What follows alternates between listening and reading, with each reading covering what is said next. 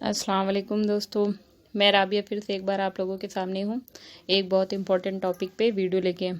हमारा आज का वीडियो का टॉपिक है कि हमारे बच्चे क्यों रोते हैं और उनको चुप कैसे करवाया जाए। जो नए माता पिता हैं, जब बच्चा रोता है तो बहुत परेशान हो जाते हैं कि अब हम इसको कैसे चुप कराएं और इसके रोने की वजह क्या है। तो सबसे पहले हमें बच्चों को चुप कराने के लिए उसकी रोने की वजह जानना बहुत ज़रूरी है।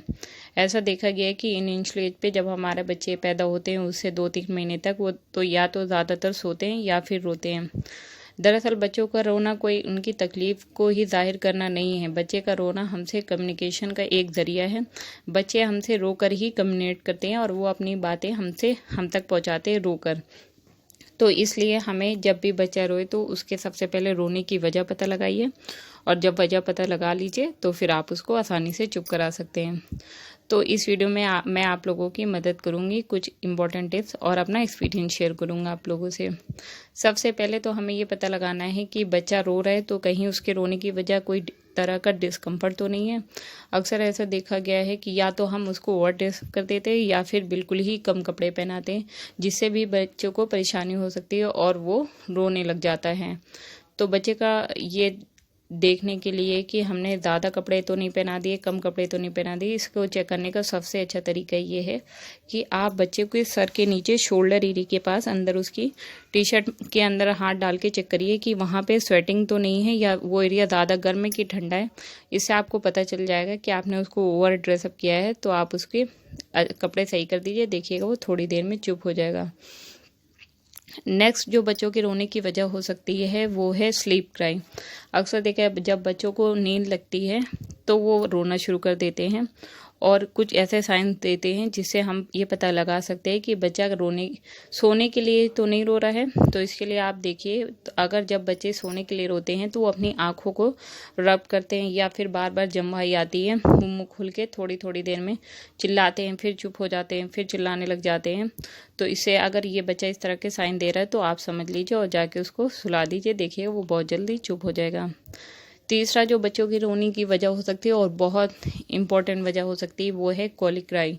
छोटे बच्चों में बहुत ज़्यादा चांसेस होते हैं क्योंकि बच्चे या तो बॉटल फीड ले रहे होते हैं या फिर ऐसे कभी कभी उनको मिल्क डाइजेस्ट नहीं होता है तो उनमें कोलिक बनने की प्रॉब्लम हो जाती है। तो आप सबसे पहले उसके साइंस देखिए।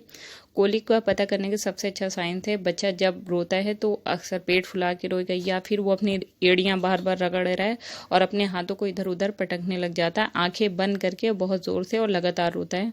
जब आपके किसी भी तरह डिस्ट्रैक्ट करने पे भी वो डिस्ट्रैक्ट ना हो तो समझ लीजिए उसके पेट में कोलिक है और वो इस वजह से ही रो रहा है। तो आप उसको गैस की कोई दवा वगैरह दीजिए या फिर मसाज कीजिए, इससे वो थोड़ी देर में शांत हो जाएगा। तीसरी जो बच्चों के रोने की वजह हो सकती है वो है हंगर क्राई।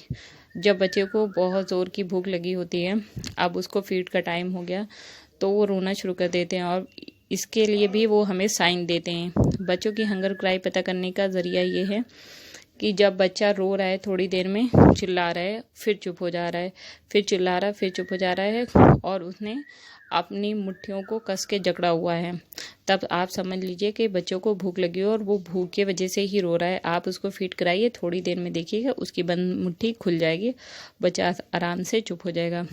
तीसरे बच्चे की रोने की वजह ये हो सकती है कि कॉलिंग क्राई। अक्सर बच्चे, छोटे बच्चे जो होते हैं वो पूरी तरह टेंशन चाहते हैं जब उनको अपने आसपास लगता है कि कोई नहीं है और वो आपको बुलाने के लिए भी रोते हैं। तो ऐसे में बच्चे हमें कुछ साइंस देते हैं, तो हमें ये पता करना है जब बच्चा रोता है हल्की आवाज़ में, फिर चुप हो जाता है, फिर रोता है, फिर हल्की आवाज़ में, मतलब बिना आपको आवाज़ ऐसी नहीं महसूस होगी, ज़्यादा लाउड नहीं है, ये थोड़ा हल्का ही रोना होता है, तो आप समझ जाइए बच्चा अब आपकी अटेंशन चाहता हो और वो इसके लिए ही रो रहा है। बस आप फटाक से बच्चों के पास जाइए और बच्चा थोड़ी देर में शांत होकर चुप हो जाएगा।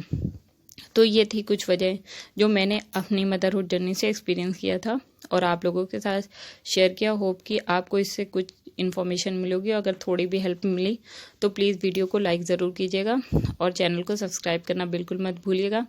बेल के आइकन को हिट कर दीजिएगा जिससे मेरी नई वीडियो का अपडेट आपको मिल जाएगा। फिर मिलूंगी इंशाल्लाह नए वीडियो के साथ और नए आइडिया के साथ। जब तक के लिए अल्लाह हाफिज़, अस्सलाम वालेकुम। खुश रहिए और अपने बच्चों का ख्याल रखिए और हैप्पी नेट्स को सब्सक्राइब ज़रूर कीजिए।